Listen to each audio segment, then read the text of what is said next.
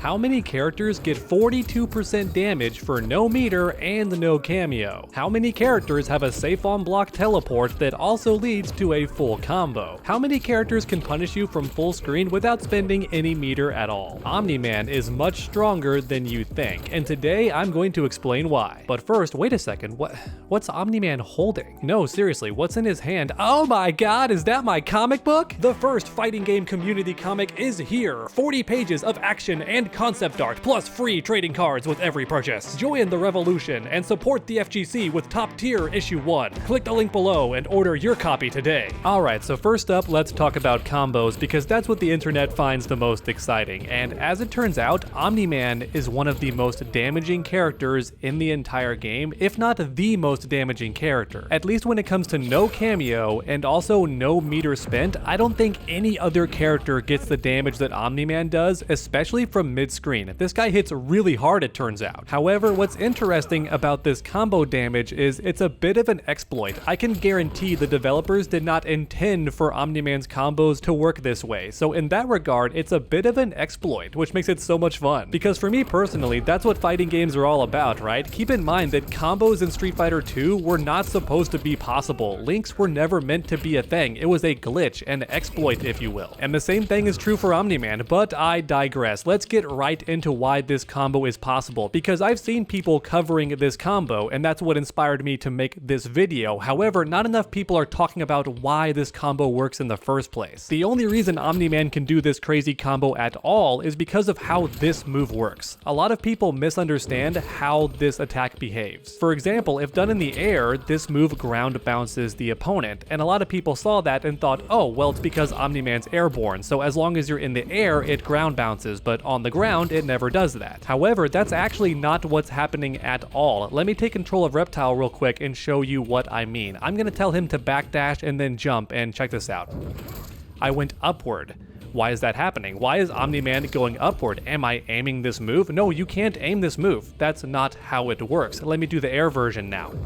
Look at that, he went straight forward instead of going down like we saw earlier. Why is that happening? I'm not aiming the move. Believe it or not, this move tracks the opponent's location, no matter where they are. On the ground, in the sky, it doesn't matter. Omni-Man is a heat-seeking missile. He's going to find the opponent. And that right there is why this combo is possible. The reason the opponent is bouncing right here is not because Omni-Man's in the air, it's because the opponent is below Omni-Man. That's all it takes for this move to ground bounce. So with that in mind, if we can trick the game into thinking that the opponent is below Omni-Man even though he's actually on the ground, we can get this ground bounce to happen. Okay, but how do we do that? How do we trick the game into thinking that Omni-Man is above the opponent when he's already on the ground? Well, the answer is actually quite simple. Launch the opponent and then get this move to come out right before they fall to the floor. If we can do that consistently, then we'll get the ground bounce every single time. And there's actually several ways you can do this. I've seen a bunch of methods online, but for me personally, this is the most consistent and the easiest to do. So real quick, for the start of the combo, here's what you do. Back 1-1. This launches the opponent, and then almost instantly after you launch them, you want to do 1-2. And what's going to happen as a result is the first attack's going to miss, but the second hit is going to land, and that's exactly what you want to do. I know it looks a bit goofy, it looks like I'm making a mistake, but I'm not. That's what you need to do. And then after this string lands, you want to wait a tiny bit and then do standing 3 into his flying attack. Although keep in mind, it doesn't have to be standing 3. Some people do 2-2, for example, but in my experience, standing 3 is way more consistent. But anyway, once you put the whole combo together, it looks like this. And I promise it's not tough to do once you practice for about 10 minutes. So now it's time for the second part of the combo. You want to do 4-3. Omni-Man's ground pound, then cancel into Viltrumite stance and press square, or 1 on the controller to get the ground drag. This part of the combo is actually pretty easy as long as you don't attack too soon. Omni-Man takes a bit to recover after the flying attack. It seems like you can attack right away, but you actually can't. So you gotta wait a little bit, but not too long, otherwise the combo will drop, obviously. However, even so, the timing's not that difficult, I promise. It's pretty much guaranteed every time. But anyway, the second part of the combo looks like this, and then to end things, 2-1-2 into dash, then 1-2 throw. Sometimes Omni-Man does not cross up, don't worry, he still gets the hit, and you can still guarantee the ender. Alright, and once you put the entire combo together, it looks like this. The trickiest part is definitely the beginning, but I promise, once you practice a little bit, you can start getting it consistently, and once you master this combo, look at the damage you're getting. 42% 42%. No cameo, no shenanigans, no buffing your character's damage, nothing like that. Just flat out 42% from mid-screen. I don't know any other character who can do this. I think Omni-Man might have the highest mid-screen damage in the game. And if that wasn't good enough, keep in mind that this string is completely safe on block. The opponent can't even punish it, so it's very low risk. The opponent has to block the first hit and then duck the second hit. And honestly, most players never do that, but if they do, you can just press 2 instead of 1 and you get a mid follow-up that knocks them flat on their butt. Or put simply, Omni-Man has options for if the opponent does try to duck this, but 99% of the time players don't duck it and it's completely safe on block. So low risk and a very high reward, 42% damage combo. However, on top of that, you can choose to spin the bar if you want to and end the combo like this instead. That is also an option for sure, and if you do want to do that, here's what the damage looks like overall. In my honest opinion, it's not worth it. Only about 2 or 3% more damage for one bar. I don't think it's worth it.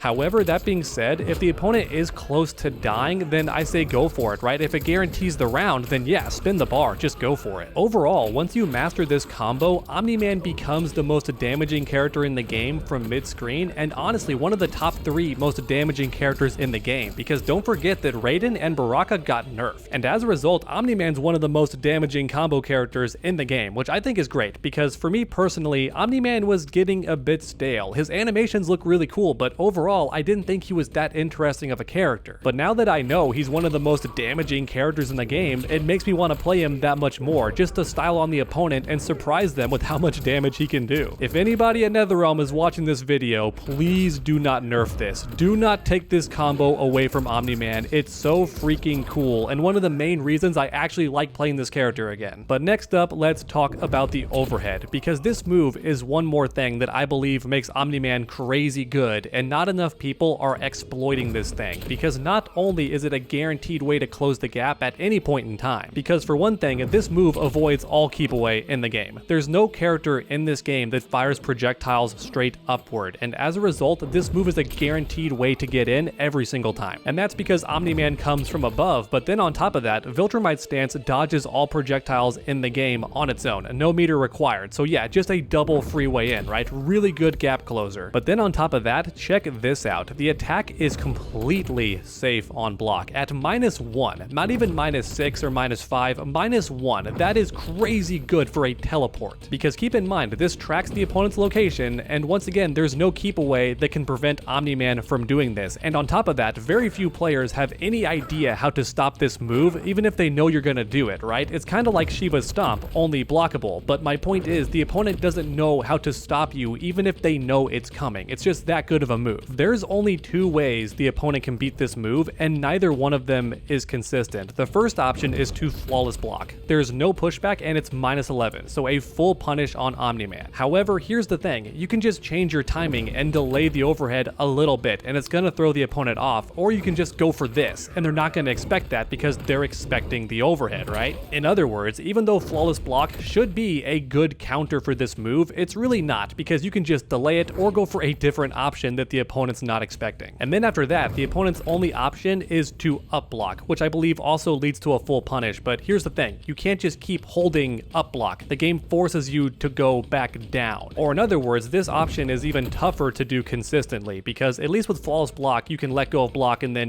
keep trying it a little bit maybe, but not flawless block, alright? Once you miss that window, you miss that window. So once again, as the Omni-Man player, you can just delay the teleport by a little bit and you win. Or even better, you can go for this option, because here's the crazy part. A lot of players don't know this, okay? This is secret tech you're about to know. If you throw the opponent during up block, you get way more damage. Look at this.